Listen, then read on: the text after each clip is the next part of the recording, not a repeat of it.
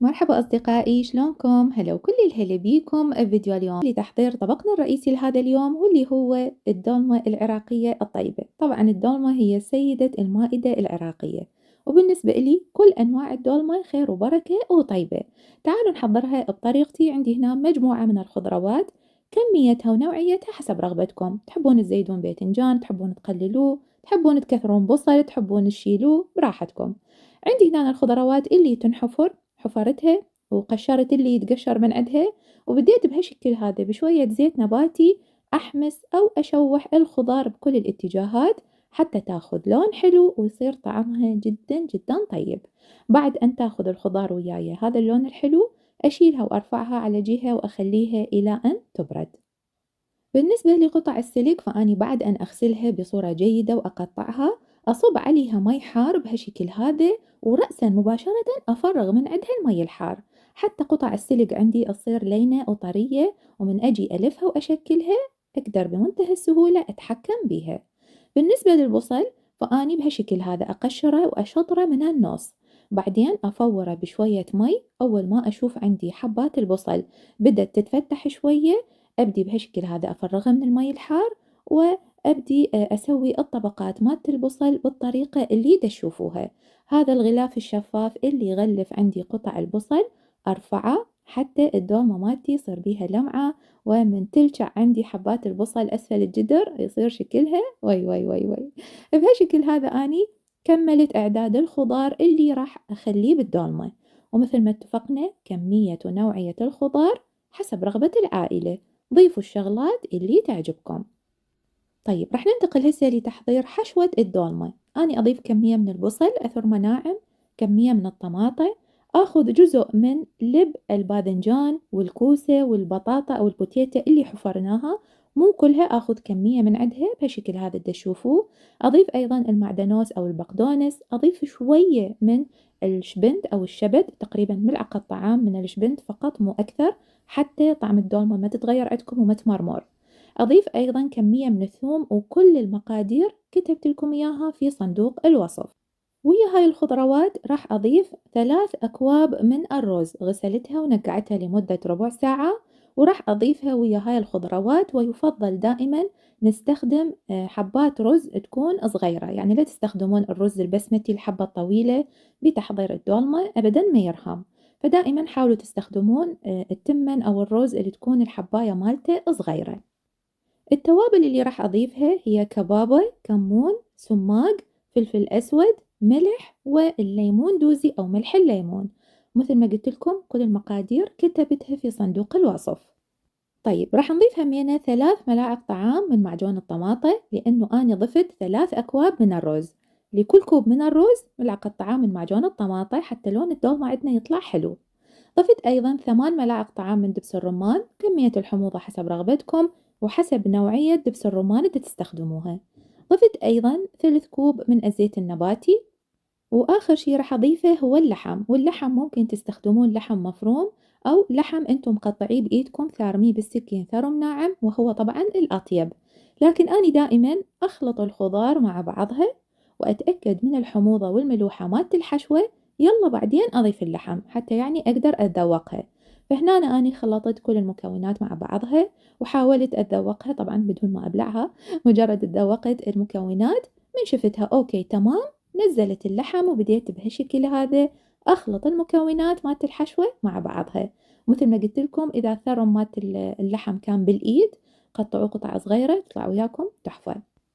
آخر خطوة راح أسويها قبل ما أبدي ألف الدولمة مالتي هي أحضر الجدرية اللي راح ألف بيها.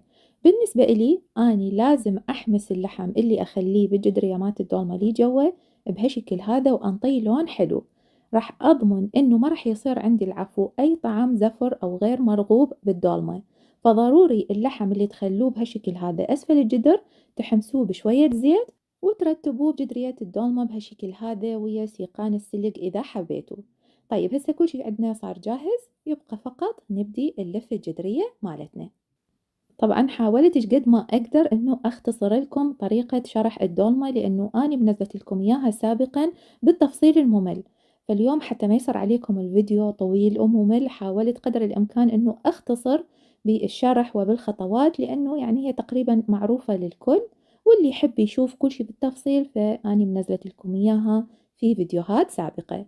بديت بهالشكل هذا ألف الخضروات، وبالنسبة لخواتي المبتدئات فأني دائما أنصحكم إنه من تلفون القطع مالت الدولمة ما تملوها هواية بالحشوة، حتى ما تطلع عندكم من تجون تطبخوها، يعني الحشوة ما تطلع خارج الخضار من تجون تطبخوها. فدائما أخلي كميات معقولة من الحشوة داخل الخضار، حتى همينا ننطي مجال للتمن إنه يستوي والحبات مالته يعني تنفش وتاخذ مساحة داخل الخضار، وتطلع وياكم الدولمة ذايبة ذوبان وطرية وأروع ما يكون. طيب راح نجي هسه لأهم خطوة في إعداد الدولمة وهو الطبخ. راح ناخد الجدرية مالتنا ونخليها على عين الطباخ الوسط. النار مالتنا أول نصف ساعة تكون عالية لأنه أنا الجدر اللي دا أطبخه كبير. على عين الطباخ الوسط نار عالية، نخلي الجدرية مالتنا ونضيف على سطحها بهالشكل هذا شوية من الزيت النباتي، ونخلي الثقل اللي يحافظ على شكل الدولمة أثناء عملية الطبخ. راح أغطي الجدر مالتي مثل ما اتفقنا ونتركه لمدة نصف ساعة. بهاي الأثناء نحضر الصلصة اللي راح نضيفها على الدولمة مالتنا إذا احتاجينا. عندي هنا كمية من المي راح أضيف عليها ملعقتين طعام من دبس الرمان، ونصف ملعقة طعام من الملح، وتقريبا ملعقة إلا شوية من معجون الطماطة، وراح أخلط المكونات مع بعضها. هل راح نحتاج نستخدم كل هاي الصلصة؟ هسه راح نشوف. راح نرجع للدولمة مالتنا بعد أن تركناها على نار عالية لمدة نصف ساعة. راح نشوف إنه أكو كمية سوائل تكونت عندنا بسبب الخضروات الموجودة بالحشوة. كمية السوائل اللي تنزل تعتمد على نوعية الخضار المستخدميها وكميتها. إذا مستخدمين هواية خضروات بالحشوة راح تشوفون إنه كمية السوائل اللي نزلت عندكم هواية، فيجوز ما نحتاج أصلا نضيف هاي الصلصة. لكن إذا شفتوا إنه ما متكون عندكم أي صلصة معناها الخضروات المستخدميها ما بها هواية مي، فيحتاج إنه نضيف هاي الصلصة اللي حضرناها أنا وأنتو سوية. نضيفها بهالشكل هذا بالتدريج، وكل شوية نفحص كمية السوائل بهالشكل هذا تشوفوه. نضغط على الصحن، إذا شفناها إنه بدأت ترتفع على حافات الصحن اللي ضفناه خلاص نتوقف وبعد بنضيف أي صلصة لأن هاي الكمية جدا كافية. غطيت الجدر مالتي وتركته على نار متوسطة لمدة نصف ساعة. بعد أن تنتهي هذه النصف ساعة راح نجي بهالشكل هذا نرفع الصحن ونغطي الجدر مالتنا ونتركه على نار جدا هادئة لمدة نصف ساعة أخرى حتى تتهدر عندي الدولمة وتستوي وتصير أروع ما يكون. قدرية الدولمة مالتي بعد أن طفيتها تركتها ترتاح لمدة ربع ساعة حتى من أجي أقلبها بهالشكل هذا وي وي وي وي وي بسم الله ما شاء الله تنزل عندي مثل الكيكة. فأنتوا ورا ما تطفوها لا رأسا تجون تقلبوها، انطوها مجال هيك شوية تهدأ وترتاح حتى من تجون تقلبوها تطلع وياكم مثل الكيكة. اي نعم صح احنا راح نفلشها بهالشكل هذا وننطيها هذا الشكل الحلو، بس يعني واحد من يقلبها يعجبه يشوف الدولمة هيك طالعة وياه مثل الكيكة ويستمتع بشكلها الحلو.